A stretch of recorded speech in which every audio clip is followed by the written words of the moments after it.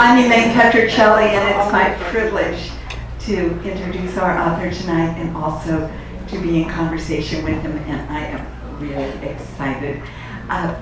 Years ago, our wonderful sales rep from Penguin brought me a manuscript of a book by an unknown Afghan writer who was writing in English, and she said, no, it's really good.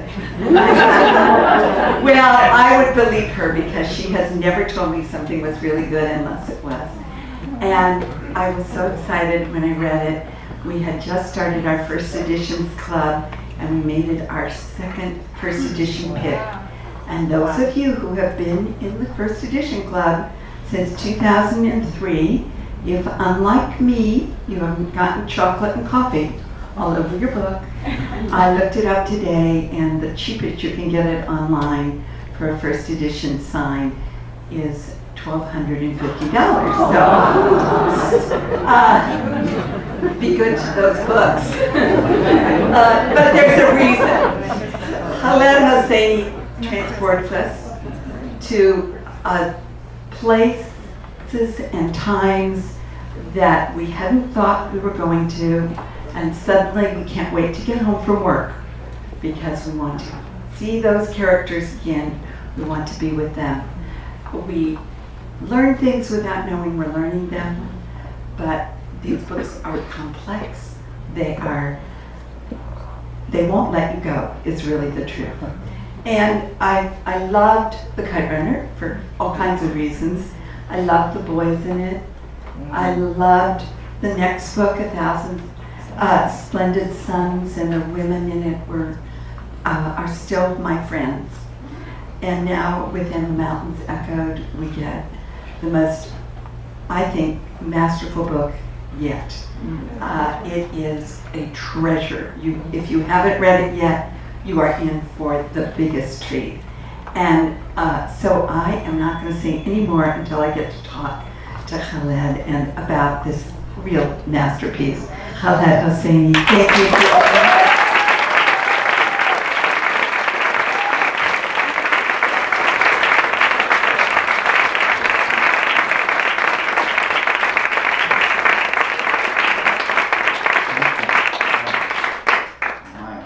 Thank you. Oh, I'm so glad. So good to be here.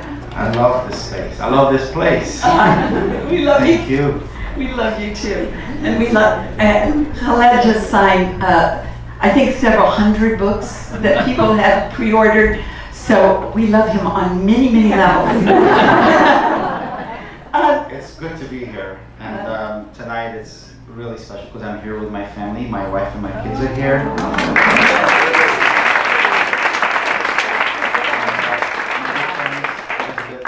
Their sons who kind enough to visit, so thank you guys. And last but not least, my very dear and beloved Isabel and really Gordon.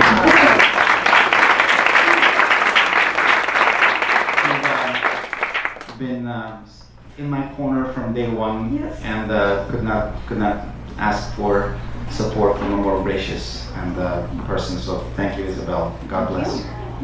When Isabel's in your corner is wonderful. And Willie, I would not leave her too much longer with my son. He's gonna whisk her away from me. He's a real flirt. And a great reader. Yes, he is a good reader. There are rumors that he has read Zorro recently. So in fact, both of your children are great readers. They're big readers. Yeah, we're thrilled about that. You know, we have reading hour every night, and they read. Now it's become sort of a tradition. So That's beautiful. When people ask me about how to get their kids reading, I often say, do they see you read? Yeah. And clearly this is working in your family. I love the characters in this book. They are amazing, but there are a lot of them. And you weave them together in the most amazing way. I loved the tree and the fact that all of them in some way touched that tree. Is this a tree you know and love? This ancient tree that was in the village all that time? Well, the tree for me is really kind of, among other things, the way the book is shaped. because all the, this book has a fairly large cast of characters, and they're really sort of the branches of this one tree. There's a trunk, which is sort of the heart of the book, the core of the novel, which sort of on which everything else rests. But then the novel just kind of branches out, and there's all these people in the book who give their perspective, who give their slice of this one big story. I don't know if there was a big tree in my life, but I just thought as I was writing the book that the tree, which I kind of accidentally put in an early story, was suddenly taking on kind of like this additional dimension, in that the book itself was becoming like that tree. It is. It's amazing. You start the book with really a tale, and as the father is telling his children this story, did you, first of all, I'd love to know, did you make that thing up, or is it an old Afghan? It felt like this must be something of the culture, but I have a feeling I'm wrong on that. No, the folktale I made up, but it's sort of told in the vein and the tradition of so many folktales that I heard growing up in Afghanistan, told to me by my grandmother, by my father, other people in my life. And I wrote the folktale later on in the book. It actually didn't come first, but I thought the perfect place for it would be early in the book. Absolutely. Yeah, because it's sort of, I mean, for those of you, I imagine a small number of people may have read the book, but it begins with this fable, which is being told by this man to his two children the night before they set off to go to Kabul, where something rather pivotal and fateful happens. But the fable is about this village that's visited one day by this giant creature called a div. And a div is a recurring creature in Persian mythology, and going back to 1,000 years, and sort of is the boogeyman in so many of folk tales that I heard, and a frequent guest star in my nightmares as a boy. But this div comes to this village, and the villagers know what's coming. He picks one household, and he tells that household that you have to give me one child, or I'm going to take all of your children. So it puts the family in a really difficult kind of position, and he happens to pick on this one family, this peasant, who has 5 children, as many as fingers in a hand, and there's one that he secretly has deep love for, his little boy, who's 3, and of course he's the one that he ends up having to give away to the div, who takes the boy and breaks the father's heart, and he sinks in grief, and after many years he decides that he can't live like this anymore, and he's going to go and get his son back without trying. And he travels across valleys and mountains and deserts and climbs this big mountain to the fort where the div is reputed to live. And he has a meeting with the div, and it doesn't go the way he thought it was going to go. And the div turns out to be a more complicated creature than what it would seem at first. And what sort of begins as sort of a very traditional folktale suddenly takes a spin to something entirely different. And the old man ends up learning a lesson about the complicated nature of love and duty and responsibility and memory and all those things. And the reason why the book opens with that folktale is that, for me, it's sort of, in an allegorical way, sets up so many of the themes that occur later in the book. It sort of has a fistful of these themes and kind of tosses them when they sprout later on in the book, albeit in a much more realistic way. Yes, and the father telling his children this tale, as he can't tell them what's going to happen yet. He has his reasons why he's chosen to tell them this particular story, because the next morning, him and his 2 children, a boy named Abdullah, who's 10, and his little sister Pari, who's 3, the 3 of them board, the children climb inside one of those little red radio flyer wagons, and they begin this trek across the desert to go to Kabul, where the children believe their father has found a job, where in fact what happens ends up altering their lives in a very profound way. And their uncle is in Kabul, and one of the things about your books that always fascinates me, and in a way you and Isabel have a parallel there. I will find a character and I will really dislike that character, and then as the book unfolds, the character shows himself in a different way, and I love this character. To me, the uncle was a perfect example of that. I hated him at first. Yeah, the uncle, his name is Nabi, and he's actually the agent behind what actually happens to the children, which what happens in Kabul breaks the bond between the kids. It separates them, and they lose each other, and they each become deeply affected by this act of separation in their own very specific and very, very personal way, and it really just kind of shapes the people that they end up becoming. But the person who's sort of behind it, and he has his own reasons why he does this, is the uncle, Yes. who's a chauffeur and a cook for a wealthy couple living in Kabul, which is about several days walk away from the small village where the children are living with their father. And I actually really got to like him as well, because when I first wrote this early chapter, I kind of didn't like him either, he wasn't really alive to me. He was just kind of this guy who would get in his boss's Chevy, and then he would drive into the village once a month, and all the kids would run after the big car. Oh, the big successful man from Kabul is back, and he would just kind of say hello and sit with his family and leave. And so I didn't know much about him. It really wasn't until I started exploring him and began to write him that I realized, oh my God, he's got all these reasons why he's doing this, and here's his story. So part of what I really enjoyed about writing this book is that each character is seen from different angles. So a character who may seem to be sort of, kind of a hubristic, narcissistic person, is later revealed to be actually have an entire history and a whole set of reasons why they behave the way they do, and we understand them in a more forgiving and charitable way. And so it's a way of looking at characters from different perspectives. And you also look at, definitely look at families and friendship and its siblings. And we talked about Abdullah and his little sister Pari. And when you read the book, you will see the beauty of the relationship between those children.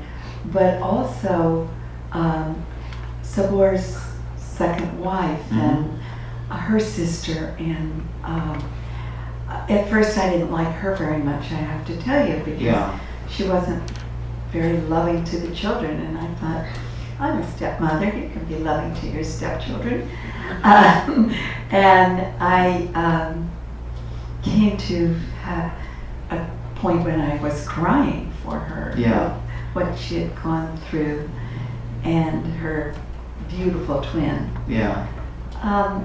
Would you read a little bit about those two brief passage, but this is people? Sure. This is a character named Parwana. She is the stepmother of the two children, Abdullah and Pari, from early in the book.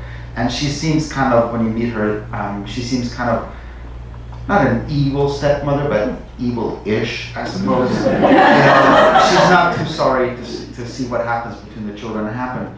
And so that's sort of all you see of her, but shortly after, she gets her moment in the sun, and we get to see who she really is. And it turns out she had a twin sister, whose name was Masuma, and they had a complicated relationship because Masuma was breathtakingly beautiful, and she was everybody's favorite. She was sort of the sociable child that everybody loved to have around.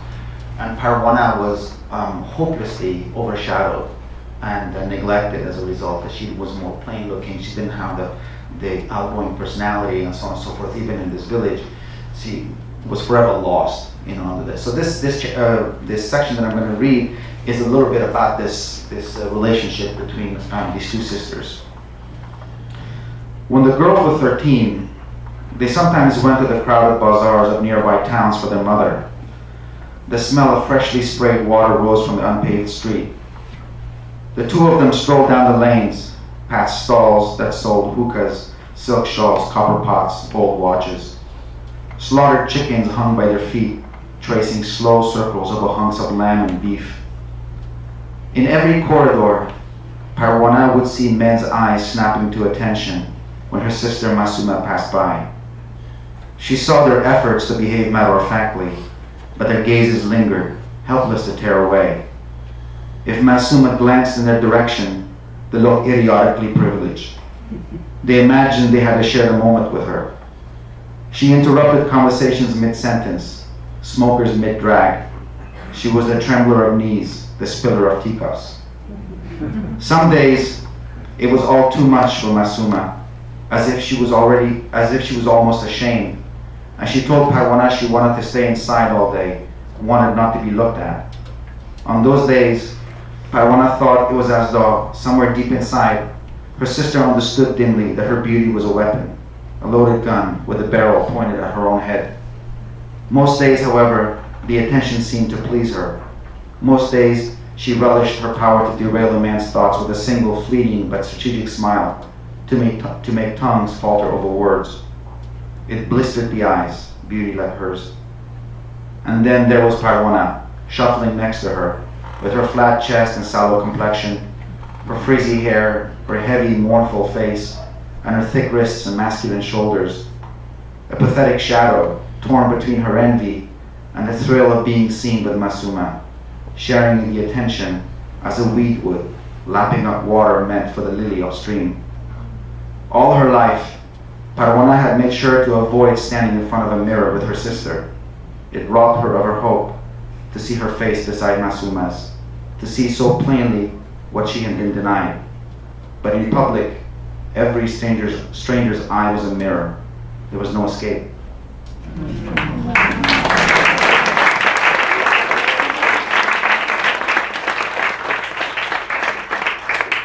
And this tree that you have made for us takes us to several countries. It takes us to Paris, it takes us to Greece, it takes us to the Bay Area.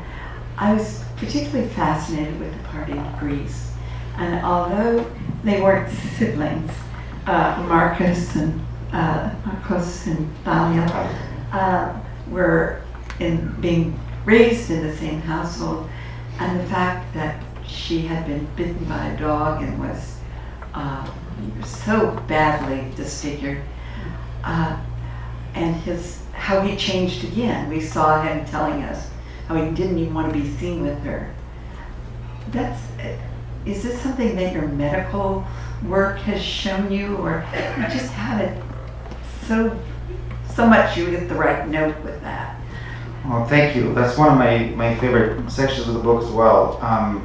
I'm always seem to be drawn to sort of these powerful and emotional and enduring relationships that sort of blossom between the most unlikely people. This boy is fatherless and is living with his loving but very stern and emotionally distant mother on this island in Greece. And one day, his mother's old friend, who's since gone over to Athens and made a name for herself as a sort of a actress and a kind of a glamorous person, returns to the island with her daughter Talia to visit Marcos and his mother. And Marcos plays into the lives of the characters that we just heard about. And when this actress, whose name is Madeline, comes to the island, she brings her daughter Talia, and Talia wears a mask over the lower part of her face because when she was a baby, she was attacked by a dog who disfigured her very brutally. And Marcos's first reaction is to be repulsed by Talia because Talia speaks weird, and when she eats, the food falls out of her mouth, and she's drooling, and he's just like, he feels like this is terrible animal that's invaded his house, and there's simply no escape from it. And his mother takes to Talia immediately, and something between Marcos's mother and Talia develops a bond.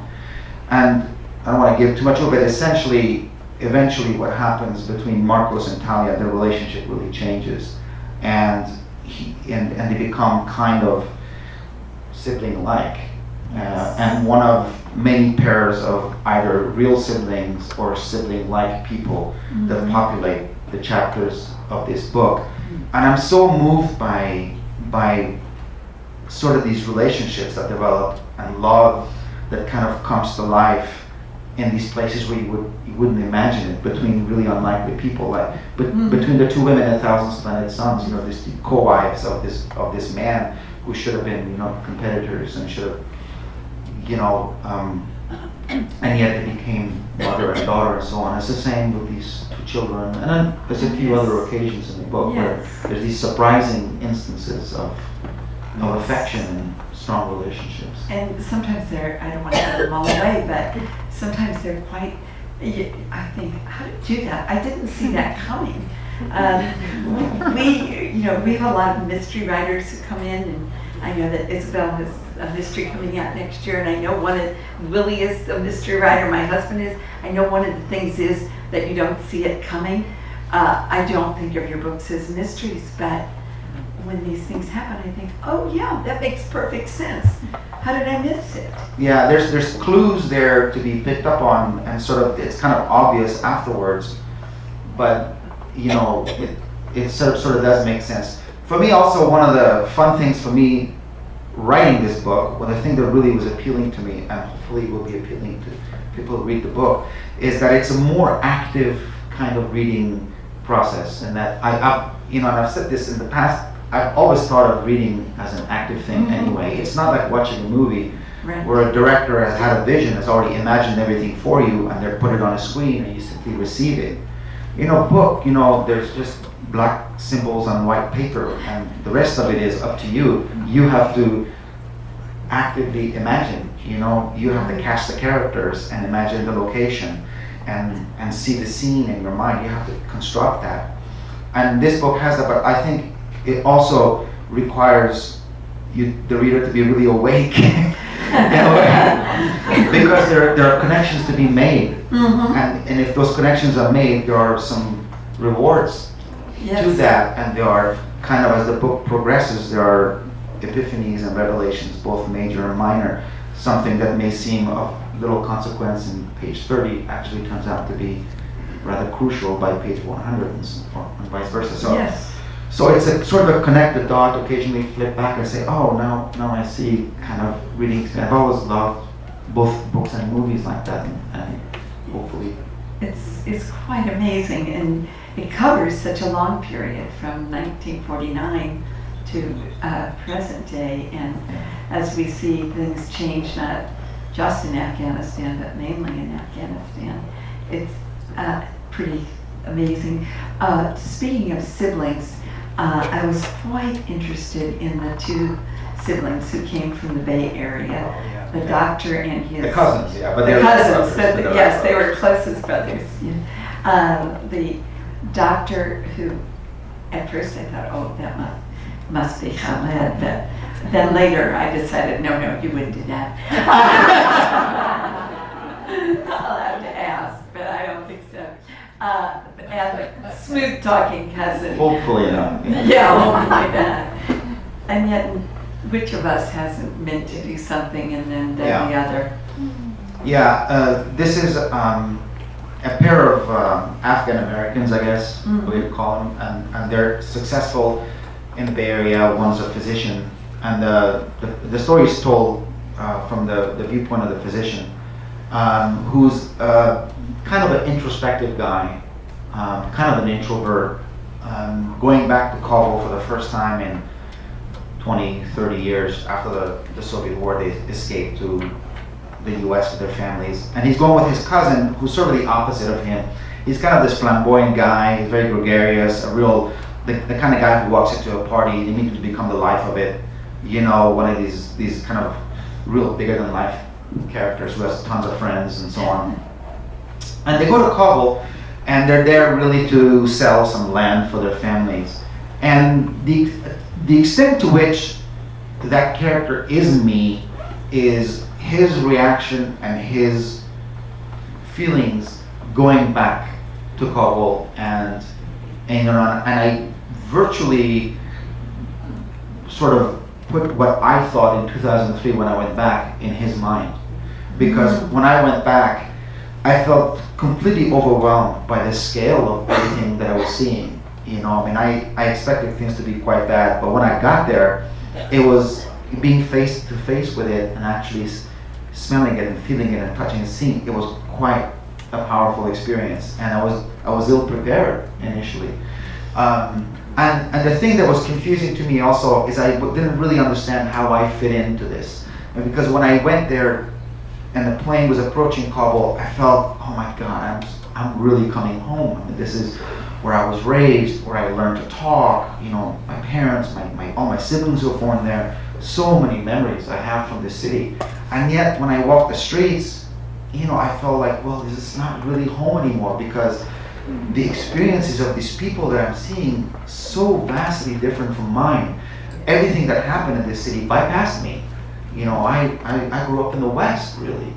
And so I felt like I was in a bit of no man's land. And I was extremely cautious about how to engage with the locals. And I was forever, and probably excessively so, in fear of looking like I was exploiting them, or looking like I was trespassing on what was private and painful to them. You know, I didn't want to seem entitled to stop people on the street and say, well, tell me what happened to you when the Mujahideen came. Tell me about the time your brother died. You know, which a lot of people did. And I felt like, you know, it's not my role to tell people to express to me things that were painful to them and make them relive it. And so this doctor really struggles with these issues. And then the story part of this begins is that he meets a little girl in Kabul, and something wakes up in him, some kind of philanthropic, altruistic impulse, which had up to this point seemingly been dormant, suddenly roars into life, and he feels this surge of empathy and this surge of wanting to do something meaningful, and he begins to look at his life back in the States with a completely different kind of eye, and becomes suddenly judgmental of what he's achieved with his wife in the US, and becomes to view his own life as decadent and non-consequential and excessive. And so he sort of has a reverse culture shock when he comes back to the US, filled with these very good intentions. Yes. And then he learns a lesson about how difficult generosity really is, and what it takes to be kind.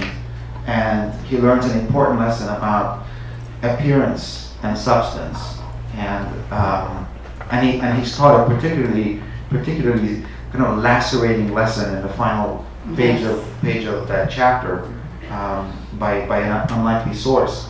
And so this chapter to me was one that spoke to this theme that recurs in the book again and again, that of it's very hard to compartmentalize people into good and bad. Life is messy. People make messy decisions, then live with the consequences. People are infuriatingly inconsistent and bewildering, and that's part of the reason why sort of this roomy epigraph opens the book, which is out beyond the notions of wrongdoing and right doing. There's a field. I'll meet you there. And I feel like, not to be grandiose about it, but I feel like this novel kind of lives in that field, beyond the sort of archetypal notions of good and bad, which as much as I love my early books, seem to kind of populate my books to a larger extent than this one. It's beautifully done. The title, when I first heard it, seemed rather odd, and after I read the book, I loved the title. But could you talk a little bit about that title? Sure. The title was a real pain because I just couldn't come up with one. The main reason, really. I had The Kite Runner was a title before it was anything. I mean, immediately I knew that was the title before I even wrote the short story upon which the novel was eventually based 2 years later. 1,000 Splendid Suns, sort of roughly halfway through, towards the end of the first draft, I came up with a title. But this one, I had already sent the manuscript to my publisher, and we were editing, and a deadline was coming, and every couple of days I would email my editor and say, I still don't have a title. And she'd be like, yeah, don't worry, you'll find something. I'm like, no, you don't understand, I'm really getting desperate. This is more serious than you think. And eventually I started looking at poems about childhood, because so much of this book is about childhood and a particular time in childhood. And I ran into this lovely poem by William Blake. It was called The Nurse's Song. And it's about this, this maid who's watching a group of children play in the hills, and and there's sort of this undercurrent of anxiety running through the poem, even though it's serenely told, and the nurse keeps beckoning the children to come back, and the children are like, well, we'll just play for a few minutes longer, and eventually we'll come back. And they chant and so on, and there was this lovely line which said, and all the hills echoed, which closed this verse. And then I found a YouTube of Allen Ginsberg singing this poem and sort of chanting that one line at the end over like a mantra, like, and all the hills echoed, and he sang it beautifully. And it kind of stuck in my head, and I said, well, that's a lovely title. And then I started talking to my editor, and we kind of played with the title, and eventually settled on And the Mountains Echo Through the Mountains, because of they're ever present in this book, and they're such a sort of a symbol of Afghanistan, really. Mm-hmm. But also because they're big and kind of these giant things, and give the idea of something large and sweeping, and the sort of I think reflected the scope of the book, which I didn't see coming. It sort of has this very broad scope. And then the idea of echo, which I really loved, because this book is shaped in such a way that what happens early in the book, this one seemingly innocuous thing between the children, ends up having these ripples and affects the lives of all these different characters directly or indirectly. So I really kind of love that idea of something kind of spreading outward across time and continents and so on. And you did it. There when we had a title, yes. Well, it's a perfect title. When you start your book, do you know where it's going? No, I have no idea at all. Really, I mean that quite sincerely. I have no idea.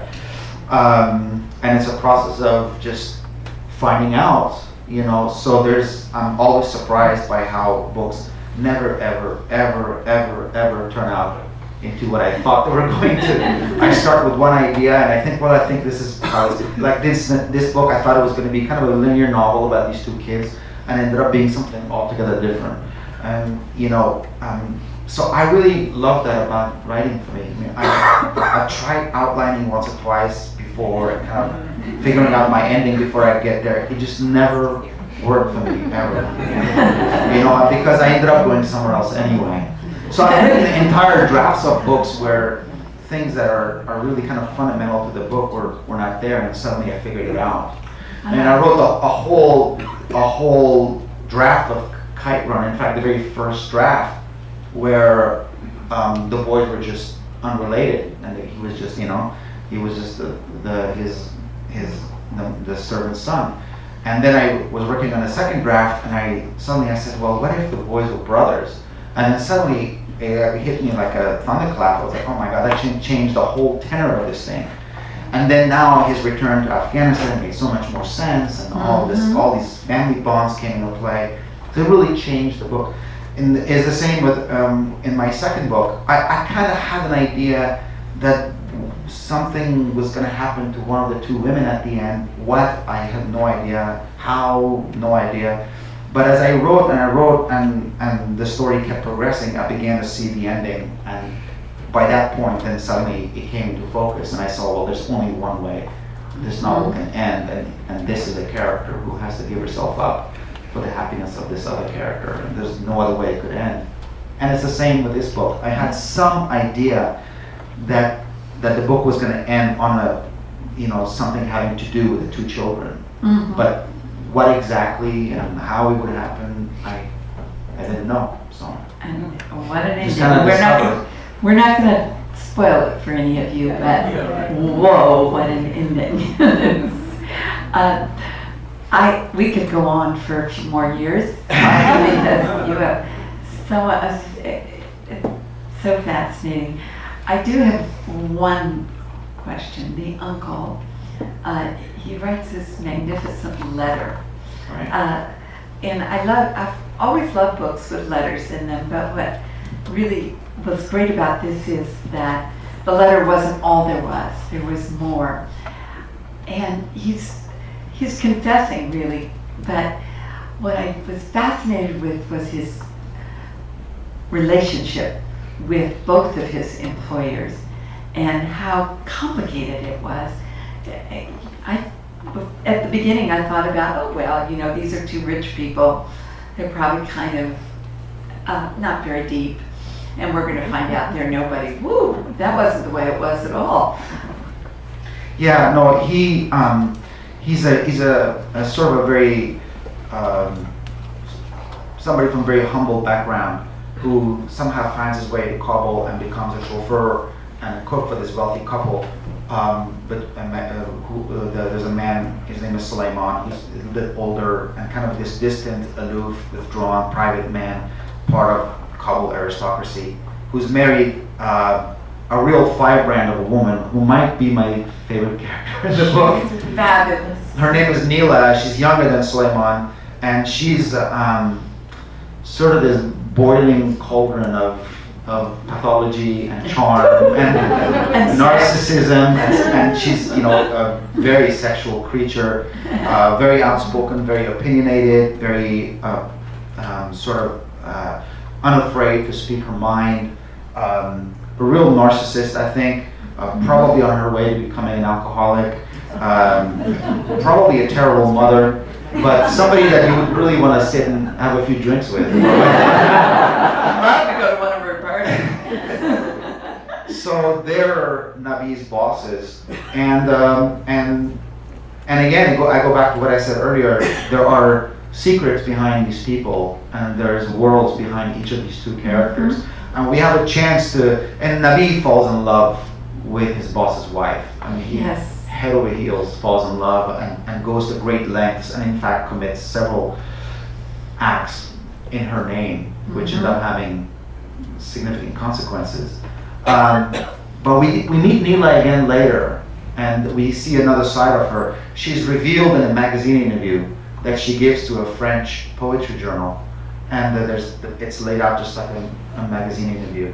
And we get a real kind of direct peek into her troubled mind, and she gives her moment in the sun, and we kind of discover more about, also this is what her story is, and this is why she's the way she is, or we don't. I mean, she's kind of a mysterious person. So again, another one of those instances where the first impression of a character may not necessarily be the correct one. I had judged her, and I think I'm learning maybe I shouldn't be quite so judgmental. Well, it's Nabi, one of the favorite things of mine that he says is that he says one is well served by a degree of both humility and charity when considering the inner workings of another person's heart, and so that's maybe one of the sort of overriding themes of this whole book. And how beautifully done. I think you've written one of the great books of our time, and I am honored that you are here talking about it with us tonight. I'm wondering if our audience would like to ask any questions. I see a lady back there. I wanted to ask you when your characters. Oh wait, I'm sorry ma'am, we'll get to you in a minute. We're going to ask somebody right here. Sorry, I didn't point very well. When you write those horrific scenes in your book, like when the woman was stoned to death in Casablanca's sons, how hard is that for you to leave that behind and go out into the work? I believe that she's asking, when you write a really difficult scene, such as the stoning scene in Kite Runner, how difficult is it for you then to go back to your daily life? Well, it's really strange because when I'm in the middle of writing those things, they're very intensely emotional experience for me. As a reader, there's nothing that you've experienced reading my books that I haven't experienced tenfold writing them. So, for you you know, you read the book maybe once or twice maybe, and you spend a few days with these characters. I lived with them for years, and they became a real part of me, part of my DNA. I mean, I grew to love them, know them very intimately. They occupied like a real space in my life for quite a long time, and they were with me when I wasn't writing. They were, you know, when I'm driving my kids to Farsi lessons, they're in the car with me. They talk to me at grocery lines and so on. So when these really kind of intense things, you know, happen, you know, I feel very much involved with that, and kind of then extracting myself away from that and tending to the banal, you know, chores of regular life. It's like coming out of a very powerful film, and suddenly, well, you know, the lights, the day is bright, and then you walk down the street and there's a red light and you stop and you cross, and so on and so forth. That's kind of how it feels. And the lady in the back, who I've been patient. You have very, very interesting characters in your books. Who are your models? Well, the question is about the characters in my books and who are my models. There's not a model for each character. They're fragments of a bunch of different things that I've felt, heard, seen, overheard, learned about in the course of my life. You know, the person that I've stolen the most from is myself, I suppose. You know, there are large sections of my books that reflect things that I have thought, felt, experienced, and I keep making cameo appearances now and then, you know, in my books. You know, sometimes I'm on the page and I withdraw, then I'm there, then I'm not. But you know, I mean, Isabella would tell you the same thing. You know, as a great writer as she is, she's not. I doubt that she's creating things from a complete vacuum.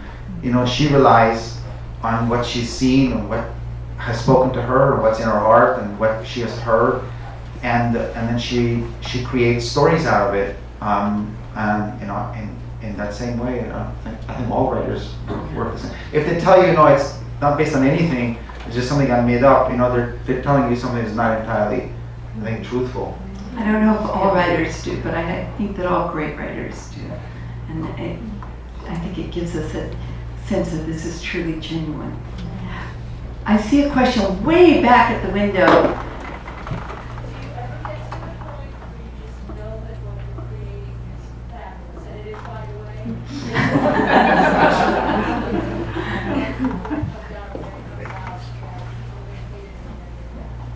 Oh, thank you very much, first of all. I have never thought anything I ever wrote was fabulous. And I don't say that to kind of be, you know, charmingly self-effacing. I mean that very sincerely. I lose all perspective of whether it's actually good or bad roughly halfway, you know, or towards the end of the first draft. I mean, by then I'm too intimate with it. I'm too much in the trenches to have a kind of a more panoramic global idea of the quality of what I'm producing. So I can't rely on my own judgment because it's so clouded. So that's why, you know, Roya, my wife who's sitting here, she reads all my work at home. And she's my first editor in everything I write. And she is really great in the sense that she is an amazingly astute reader. She's not a writer, and she never reads anything that I write and say, oh, I think you should do this. She never does that. But what she does say is what you're doing here isn't working, or what you're doing here is really working. And so I finished the book, and she kind of edits as I go along, but I give her large chunks of stuff. And then I give it to her and just kind of more or less hold my breath and hope for that, you know. And I kind of pace and I keep waiting. And, you know. And to her credit, she reads it quickly. She doesn't lord it over me and kind of prolong the agony, you know.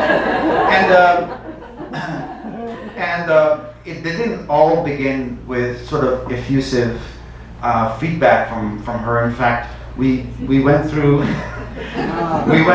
few red LOLs across the page, and you know, you can't be serious. which always throws me kind of into a minor funk for a couple of days, and I just want to give up on it. And then I kind of overcome that. And then post Roya criticism, I always find another way. And suddenly I feel re-energized and invigorated, and I always find a novel way of approaching whatever the problem was. So it's inevitably helpful, though unpleasant to experience. But the really wonderful thing is when she reads something and then she'll look up and say, "You did it, you know, this is great." So we worked our way with this book to that point at the end where she said it's my favorite of the three, and I thought she was just, you know, but she said it when Roya is very honest because she's not afraid of me. I'm a little afraid of her.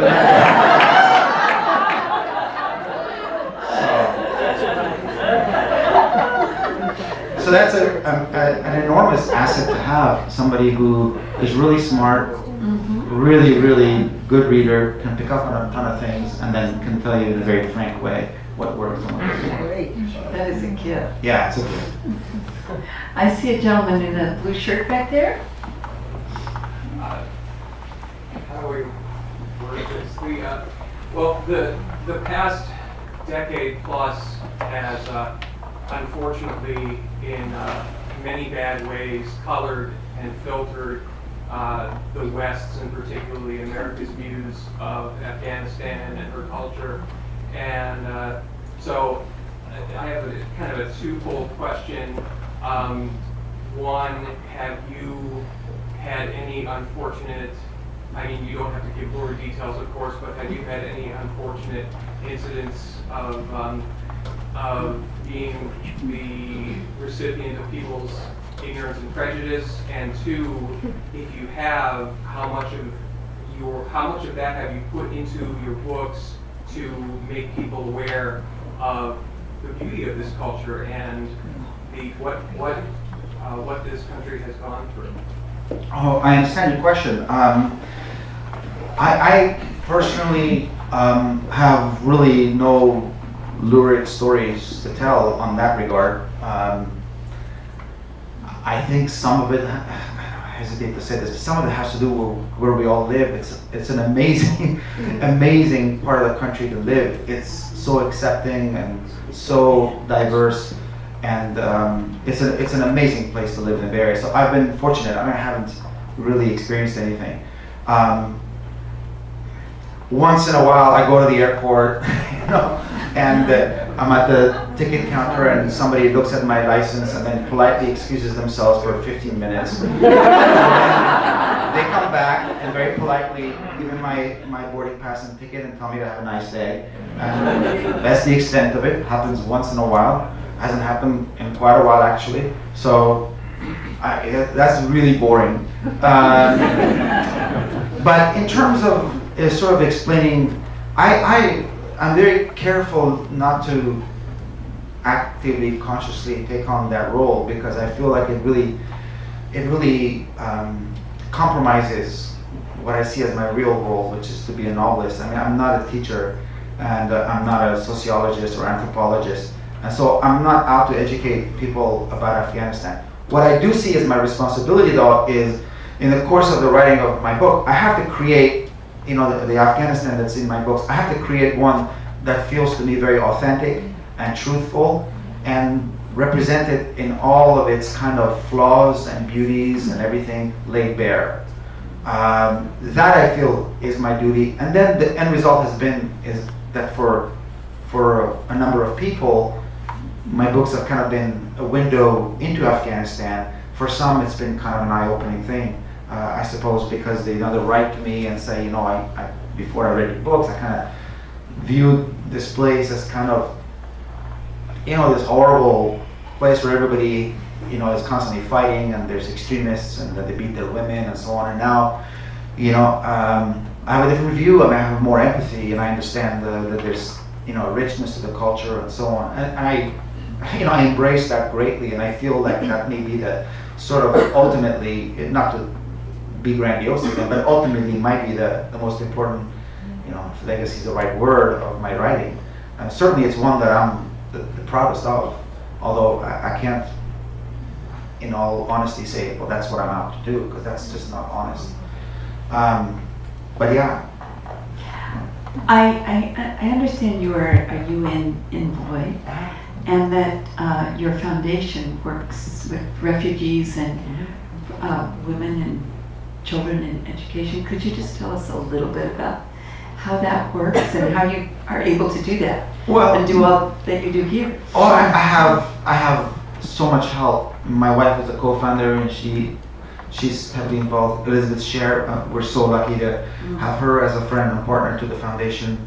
But you know, I took a trip in '07 with the UN to Afghanistan to visit with returning refugees. These were people who fled during the Soviets, during the Mujahideen fighting, during the Taliban, and went to Pakistan and Iran, and more or less just lived in refugee camps for 2 decades. And then the Taliban fell, and President Karzai said everybody come back home, and suddenly it was possible to return home. And so by the millions, they came back.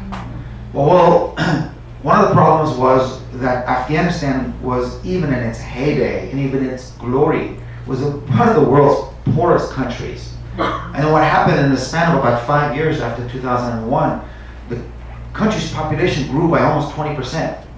You know, like imagine this happening in this country, with 300 million people or so, let's say, you know, and you had 60 million people in 5 years, we would struggle to provide for all those people, and we are, you know, one of the richest nations in the world. Imagine being one of the poorest in the world and having to absorb the millions that came back. So a lot of the people that I met in Afghanistan went back were obviously suffering because they have returned to a country where basic resources are lacking, where the government is struggling mightily to provide services, and these people were more or less relying on their own gumption, their own resourcefulness, and on the kindness of their neighbors. And so I saw a lot of people just living out in the open, on the plains, or just squatting in these horrible buildings on the outskirts of Kabul that had been abandoned decades ago and were falling apart, and there were scorpions and snakes everywhere on the floor. There was no ventilation, no water, no kind of plumbing. And so we decided to start a foundation, and one of the main things that I thought I would address with the foundation would be the problem of homelessness among the returning refugees. You know, so the bulk of what we've done has been to fund a shelter building program through the UN Refugee Agency in Afghanistan, so that a family of refugees, when they come back, they can have a home, and then they can turn their attention to other things like education, job, you know, finding other, you know, the other essential elements of life. That's been the bulk of it, but we're involved in a number of other projects as well. We have a wonderful partner in Afghanistan called, for instance, Goodweave, and they asked for a grant from us to support a project that they have to prevent the exploitation of children who are involved in the rug making industry. You know, the Afghan rugs are beautiful, but they have to be made with small hands. So often they employ children who are then working long hours and don't get educated, and they're not fed properly, and so on. And so this group is trying to prevent that, building a learning center for these children so they get educated, and giving them legal protection and so on. And that's sort of one of a number of other projects that we have. So it's been an amazing ride thus far. We'll go with it as long as we can. And you know, it's just been just a wonderfully rewarding thing. And having brought Afghanistan personally to us, we don't, not that I think, having never been there, that I really know it, but I feel that I really, after reading your book, really, all three of them, but especially this one, really know the people a little bit.